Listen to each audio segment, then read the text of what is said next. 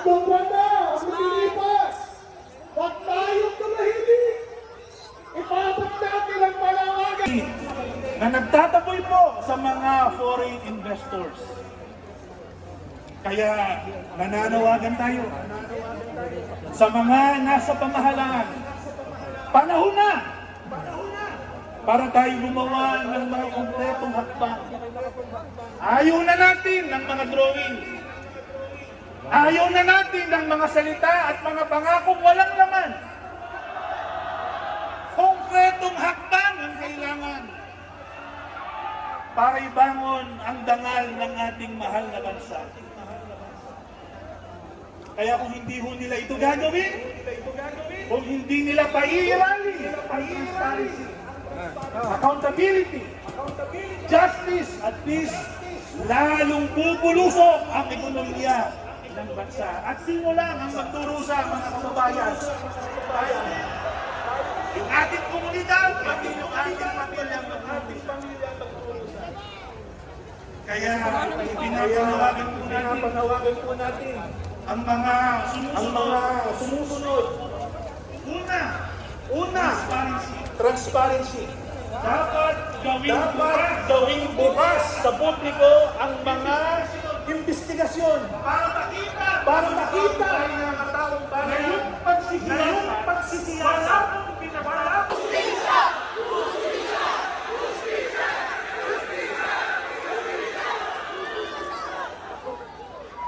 at ika-apat, at napakahalaga din ito, tulad ng transparency, accountability, at justice.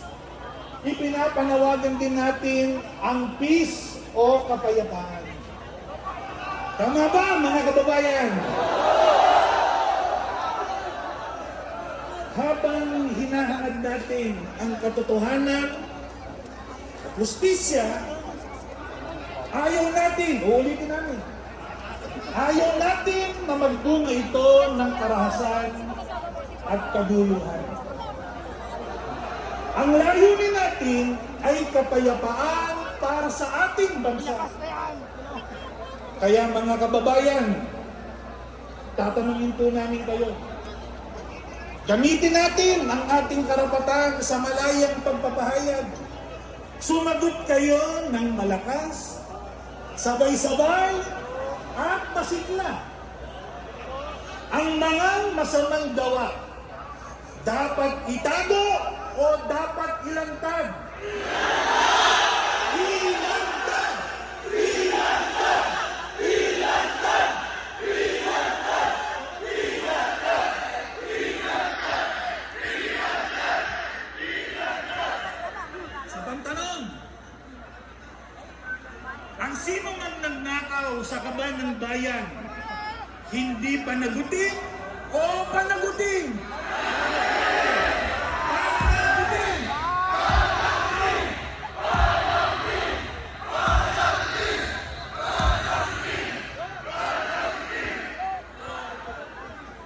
Narinig po namin malinaw ang inyong sagot.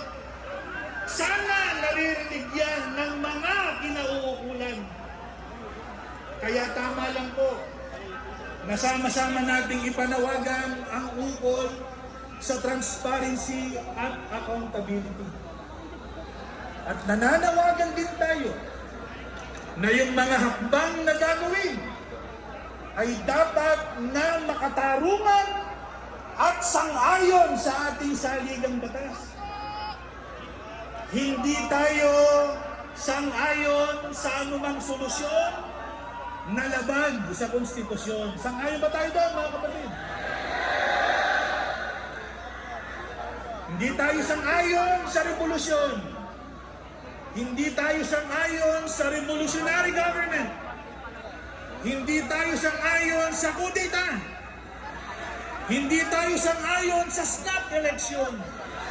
Hindi tayo sang-ayon sa paglalagay ng civilian military junta. Basta yung hakbang, magbubunga ng karahasan at kaguluhan, hindi tayo sang-ayon dyan. Ang gusto natin, lahat ng solusyon, lahat ng hakbang, dapat sumunod sa paraang legal at payapa.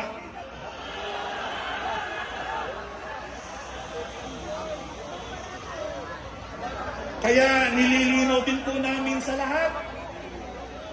Gusto namin maging maliwanag sa lahat. Hindi po natin hinahangad ang pagbagsak ng ating pamahalaan bilang institusyon. Sana maging maliwanag yan sa lahat. Ang nais natin ay ang pagbagsak ng katiwalian.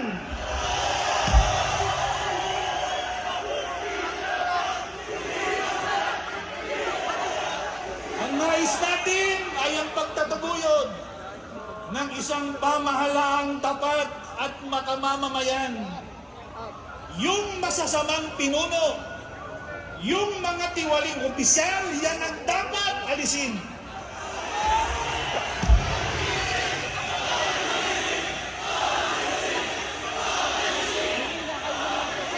Hindi po yung pamahalaang gumagarantya sa kalayaan ng mga mamamayan. Kaya mga kababayan, malinaw ang ating pinaninindigan. Hindi tayo laban sa maayos na pamahalaan. Tayo po ay laban sa katiwalian. Hindi tayo naninira sa sino man. Tayo po ay nananawagan lamang. Hindi tayo naghahasik ng kaguluhan. Tayo po ay nananawagan